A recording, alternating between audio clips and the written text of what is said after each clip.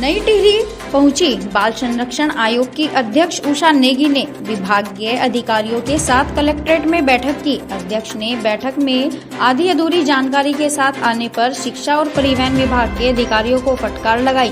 भविष्य में बैठक में पूरी जानकारी के साथ पहुंचने के निर्देश दिए। अध्यक्ष ने बाल संरक्षण को लेकर जिले की समीक्षा करते हुए बच्चों में नशे के बढ़ते चलन को लेकर चिंता जाहिर की है। अधिकारियों से इस पर एकजुट होकर काम करने को कहा है। अध्यक्ष ने कहा कि हमें युवा पीढ़ी को शिक्षा और खेल से जोड़ना है, जिससे उनका भविष्य अच्छा हो सके।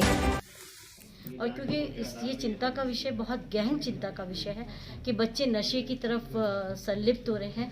जब जिन बच्चों के हाथ में किताबें होनी चाहिए, जिनके हाथ में क्रिकेट की बॉल होनी चाहिए, क्रिकेट का बैट होना चाहिए, उनके हाथों में नशे की ऐसी चीज़ें पकड़ा दी जा रही है, उनके भविष्य के साथ में बहुत बड़ा खिलवाड़ हो रहा है। तो वो चीज़ें सचेत होने की ज़रूरत है और उसमें सभी लोगों के सहयोग की ज़रूरत है कि और अभी इन चीज़ों को कि अगर बच्चों को अगर हम लोग इन सब चीज़ों से नहीं रोक पाएंगे तो बहुत हम लोगों के लिए, ये पूरे देश के लिए बहुत बड़ा परेशानी का विषय बनेगा।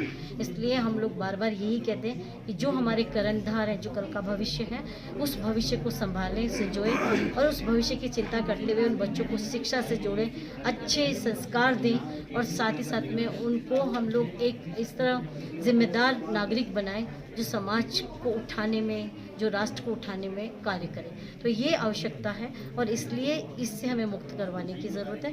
इसमें हर जनपद में हम लोग यही चीज़ें चाह रहे हैं और यहाँ पे काम करने की बात जो आ रही है उसमें हम लोगों को लग रहा है कि लोग काम करने की इच्छुक है। तो देखते हैं अब इसमें कितना काम होता है। अधिकारी वो नहीं लेके आते, पूरी जानकारी के साथ नहीं पहुँच रहे थे। हाँ जी, कुछ आज तो लगभग 3 बैठकें हुई हैं यहाँ पे।